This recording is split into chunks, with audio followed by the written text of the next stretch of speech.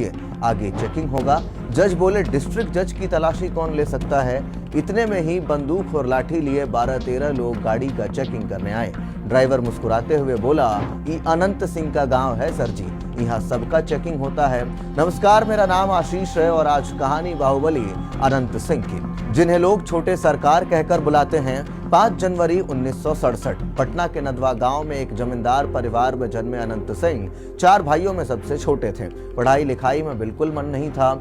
चौथी क्लास के बाद पढ़ाई छोड़ दी और आध्यात्म की तरफ झुकाव था तो 9 साल की उम्र में घर छोड़कर हरिद्वार चले गए। कुछ समय तक वो साधु संतों के बीच भी रहे, मगर 2 साधुओं के बीच झगड़ा और मारपीट देखकर मन बदल गया और घर लौट आए। बात साल 1986 का है। नदवा गांव में माओवादियों और जमींदारों की आपसी दुश्मनी में अनंत सिंह के भाई विराची सिंह की हत्या कर दी गई। अनंत ने भी बदला लेने की कसम खा ली। राजेश सिंह की किताब बाहुबली ऑफ इंडियन पॉलिटिक्स के मुताबिक कुछ ही दिन बाद जब अनंत सिंह का सामना भाई के कातिल से हुआ तब अनंत निहत्थे थे और इसी में उन्होंने पत्थर से ही सिर कुचलकर दुश्मन की हत्या कर दी। इस घटना के बाद दूसरे जमींदार भी अनंत के पास सुरक्षा के लिए आने लगे, लेकिन पुलिस ने कभी उनके तरफ आंख उठाकर तक नहीं देखा। वजह था अनंत का बड़ा भाई दिलीप सिंह। दिलीप 1990 से 1995 तक जनता दल से मोकामा के विधायक रहे।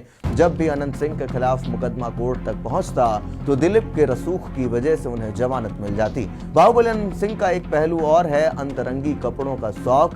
फिल्मी हीरो जैसा रहन सहन उनको बहुत पसंद है।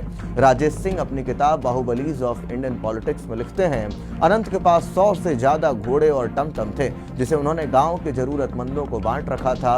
अनंत हमेशा सफेद रंग के कपड़े, आंखों पे काला चश्मा, माथे पर लंबा तिलक, रौबदार मूछें रखते थे। ये अनंत उर्फ छोटे सरकार का सिग्नेचर स्टाइल था। उन्होंने अपने घर में एक अजगर और हाथी भी पाल रखा था। अनंत गरीबों की भी खूब मदद करते।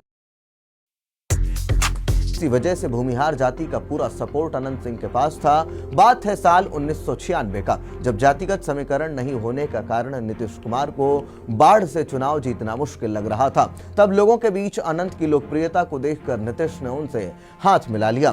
फिर क्या, नीतीश 1996, 98 और 99 में भी लोकसभा चुनाव जीते और अटल सरकार में मंत्री भी बन गए। लेकिन कहानी यही खत्म नहीं होती। राजनीति और अपराध की यह साझेदारी आगे चलकर बिहार की राजनीति की सबसे चर्चित दोस्तानों में से एक बन गई।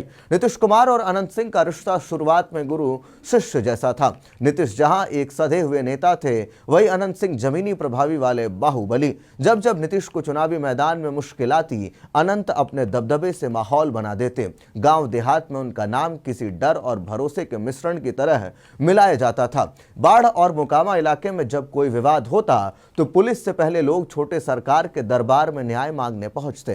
कहते हैं अनंत के दरवाजे पर गरीब किसान, मजदूर और व्यापारी सब आते थे, कोई खेत का झगड़ा लेकर, कोई जमीन पर कब्जे की शिकायत लेकर, और जो फैसला वहां होता वो सबके लिए आखिरी होता।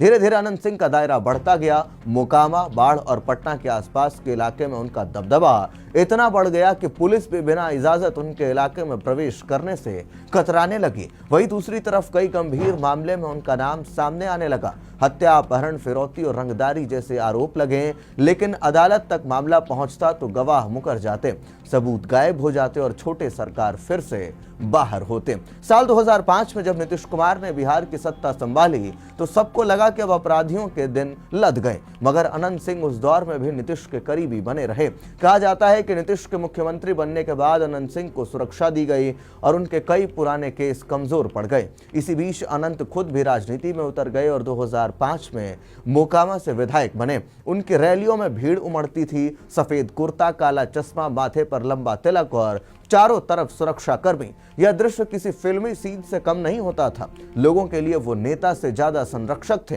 गरीबों की मदद, शादी ब्याह में आर्थिक सहयोग, बीमारों के इलाज का खर्च, इन सब ने उन्हें जनता के बीच रॉबिन हुड जैसी छवि दे दी थी। लेकिन हर कहानी का दूसरा पहलू भी होता है। जैसे जैसे सत्ता के समीकरण बदले वैसे वैसे उनके खिलाफ आवाजें उठने लगीं। 2015 में एक पत्रकार की हत्या के मामले में फिर से उन्हें विवादों के केंद्र में ला दिया। मीडिया में उन्हें बाहुबली विधायक कहकर पेश किया गया और नीतीश कुमार से उनके रिश्ते भी सवाल के घेरे में आ गए। 2019 में उनके आवास पर छापे में एक AK-47 राइफल, ग्रेनेड और भारी मात्रा में कारतूस बरामद हुए।